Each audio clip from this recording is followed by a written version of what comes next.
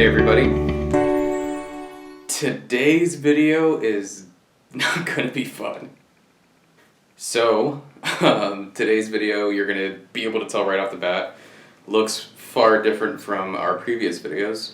I'm here alone. I don't have the crew with me. I just finished Jennette McCurdy's I'm Glad My Mom Died last night, or I could say early this morning, because I started reading it late into the evening and finished it because it was very, very hard to put down. This is going to be a hard one to talk about. Right off the bat, I should say definitely check this book out. It's very well written. It is snappy. It is funny. Jennette McCurdy, if you know anything about her, she was on one of the leads on a Nickelodeon TV show that was super famous. I was a little bit too old for it when it was coming out, so I didn't really watch that or know too much about these actresses or actors that were in that show. Then, of course, this documentary recently comes out about all the controversy going on in Nickelodeon, and then I hear about this book, and it hurt. It hurt a lot. This was not a fun read at all. But yeah, I think it's great. I think it is eye-opening. Jennette McCurdy has a way of doing this book like it's a stream of consciousness almost. It's sort of kind of how my videos are, I guess. We're just kind of gonna talk. It does go in order. There's two parts. There's the first part where it's before her mother passes away from cancer, and the second half where it's kind of her dealing with all of the trauma and abuse and everything after said death of her mom, and her feelings about it, conflicting feelings about it, and you have every reason to think she deserves to be mad at her, and the title is evocative. You look at it and it's just the title itself, but also the photo. She's got this kind of whimsical smile on her face, and she's holding an urn, and it looks like confetti or something coming out of it. Yeah, and it says on this copy that I have, over 2 million copies sold. So yeah, a lot of people know about this. It really made me feel, and I can't relate in terms of some of the things that are going on with her, in terms of struggling with an eating disorder, her mom teaching her how to be anorexic, being sexualized at a really early age. She's got the pressure of being the breadwinner of the family, having the pressure of that. She talks about her first time with alcohol and her period. Not to get too crazy into spoilers or anything, not that this is the type of story that does it anyways, but it made me feel very deeply, and I was disturbed, and I think that was the point of the book. It wasn't meant to be fun at all, but I couldn't put it down. There's a couple things going on there with, as far as me reading the whole thing, or almost the whole thing, in one night. The chapters are super short, and I think, again, that goes along with the stream of consciousness. I think she was just kind of jotting down these little experiences and doing them in an order. But my reading pattern, the way I tend to read books is at night. You know, I'm at the end of my day, I kind of get to relax. I'm reading the book, and I go, well, I'm going to read a chapter and then try to shut off my brain and go to bed. This, physically, you're only turning a couple of pages and all of a sudden the next chapter starts. So it was really easy for me to go, maybe I'll read another chapter, and then I'm at the end of it, and it ends on this shocking note, and then, well, I'm here already, might as well start reading this next chapter. So I burned through this thing so quick, and it's a short book. It's not super long, and the font isn't really tiny or anything like that, but man, the stuff she talks about in here was really eye-opening, and I think you're probably a little inhuman if you could read this in not feel the type of way. So, anyway, but there was something that I did want to share with you guys. This is going to be a short video. I don't really want to stay in here too long. But I'm just going to read a quick email that Jennette's mom sends to her when she sees her on a website or something. And she had lied about hanging out with this guy that she just started dating. And so this is the email that her mom sends her. Dear Net. Her name's Jennette, right? She calls her Net. There's a lot of nicknames in here. Dear Net, I'm so disappointed in you. You used to be my perfect little angel, but now you are nothing more than a little slut. A floozy, all used up. And to think, you wasted it on that hideous ogre of a man. I saw the pictures on a website called TMZ. I saw you in Hawaii with him. I saw you rubbing his disgusting, hairy stomach. I knew you were lying about Colton. Add that to the list of things you are. Liar, conniving, evil. You look pudgier too. It's clear you're eating your guilt. Thinking of you with his ding dong inside of you makes me sick. Sick. I raised you better than this. What happened to my good little girl? Where did she go? And who is this monster that has replaced her? You're an ugly monster now. I told your brothers about you, and they all said they disown you, just like I do. We would want nothing to do with you. Love, Mom. Or should I say Deb, since I'm no longer your mother. P.S. Send money for a new fridge. Ours broke. Yeah, so, I see why she has some complicated feelings about her mother. Poor girl, I feel real bad for her. And what's funny is after kind of hearing about this, I looked up a couple of clips of her, and she seems to be taking it all in stride. She seems to have it pretty well put together. She seems very intelligent. She's got an emotional intelligence that I find to be really fascinating.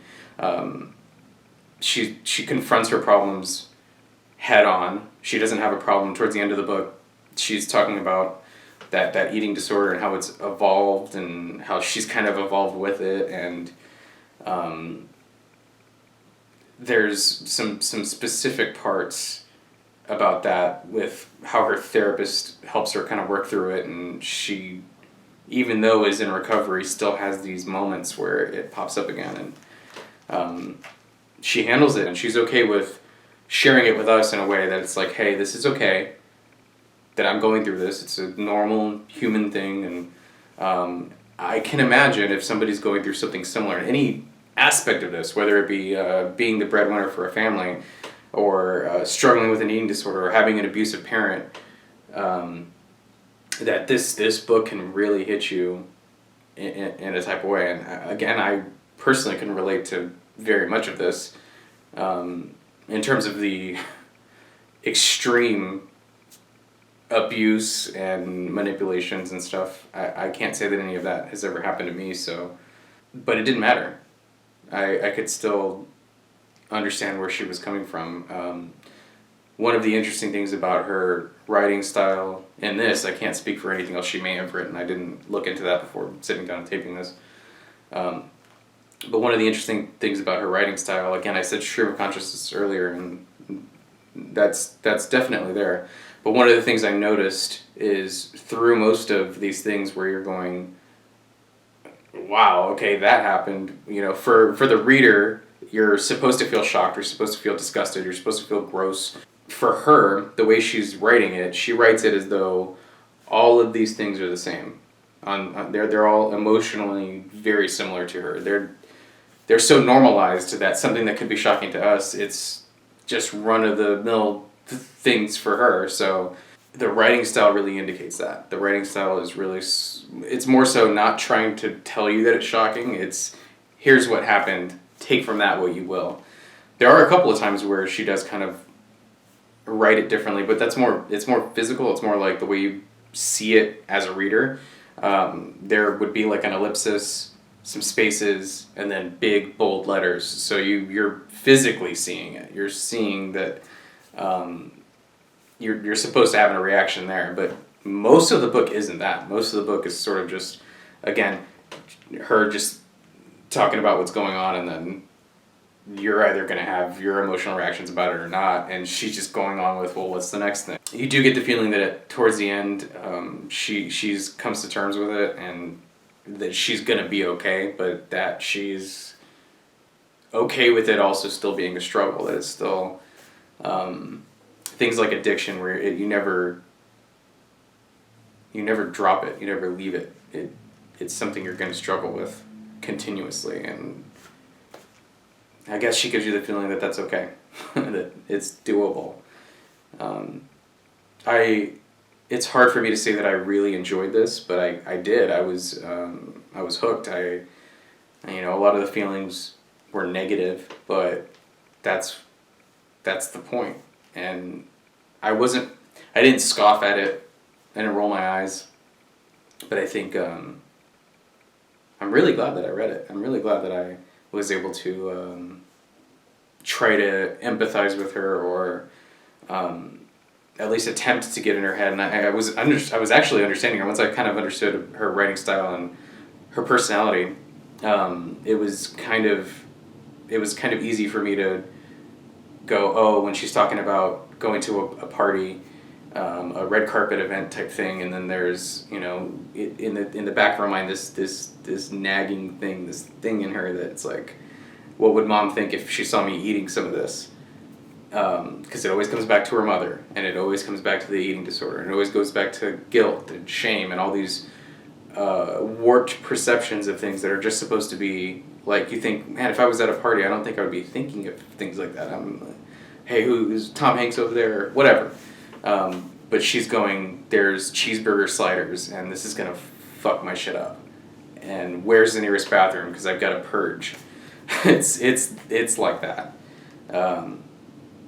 So I really got in her head, and she does a really good job of leading us in that direction, and you get to be in her thoughts a lot, and it sucks sometimes. Most of the time it sucks sitting there and sort of seeing her just go, well, okay, all right, okay, what's the next thing? I definitely recommend anybody that's remotely interested in this, or even if you've seen her in passing, this is a famous actress, whatever, and get the book, listen to it, whatever. I didn't do the audio, I was actually reading this one. But I had to sit down and talk about it. I mean, I have a feeling that when Art hears that or sees this video go up, he's going to be like, why didn't you tell me you were going to do this? I would have listened to the book, or I would have read it also, but I kind of just felt like sitting down and doing it. So, guys, yeah, like I said, check this book out. You won't feel like your time was wasted at all. I have a whole new respect for her. It sucks that she decides ultimately that she doesn't really want to act anymore. And that's a bummer, because I feel like she could probably be in a movie that I liked and really tap into some kind of sad, warped character. I think she could tap into that really well. It sucks that she's just going to be known for being this tweeny, funny actress when there's a lot of emotional depth to her. At least I get the vibe that that's what the case is. But anyway, I'm going to close this one out. I think I said everything I need to say about it. And again, this book made me feel like shit.